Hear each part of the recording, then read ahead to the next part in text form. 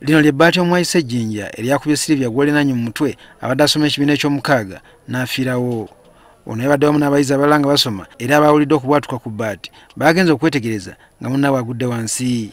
Enjege eno eyaguddewo olunaku lw'eggulo yalese abatuuze nga bali mu kunyolwa okw'ensuso. Kati Jjinja lyakubye lumu ebbaati ne lijjamu ekituli. Kati Sylvia yabadde ayimiridde mu wanne kati ye we lyamubye n'agwa eri emabega. Kati twagenze okutuuka emabega ng'omutwe gwatise ng'omusaayi guyise ku semiiti ng'agudde.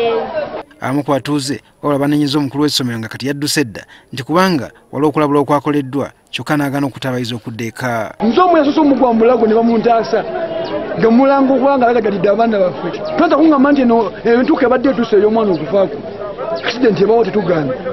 Bandi batadde ne babakubanya emikono tumanya nti abaana bawagangiza ne bagenda luddawa. Muntetegavugira. Naye bange emmotoka yayiseemu ng'ewooninga. Ne bezinawo ne biwooninga bananga abaana mubate. Abaana mubate. Nekitakolebwa kitegeeza babaddewo obulagajavu wakati w'abasomesa ne dimasita. Ne kumakya bakedde nga balanga. Bizina bisemu ebiwodeza bitawo birawonawona ntawuni yona bannanga olwaliro saa 9 bakutulisa amayinja mubeere walako naye ate the same time ate abaana balemezaawo n'abaana bonna boogera obwedde dimasita bakanye kugenda ewaabwe. Naye waliwo abo abagamba nti okulabula okukolebwa Abachina kusaana kwongeremu amaanyi.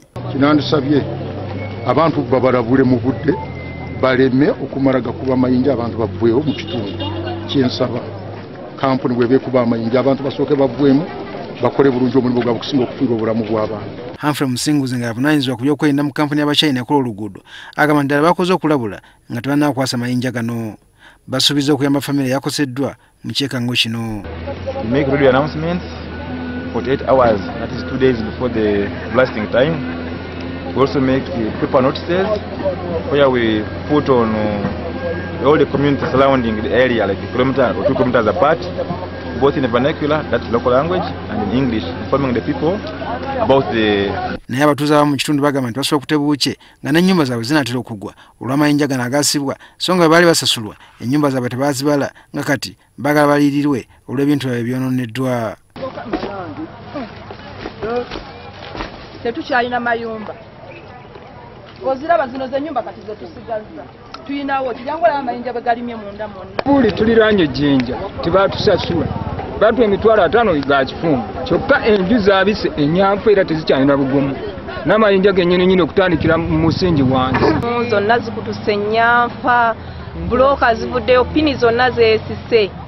Naye ng'ate bw'obagamba bakugamba mbu baatubalirira. Tetulina we tugenda kuddukira n'abaana naye tetulabanga na kuba babalirizi wano. Poliisi omulambo yaguggyewo ne gutwala kwekebejja mu ddwaliro e Mubende n'oluvannyuma ne guweebwa ab'eŋŋanda okuziika.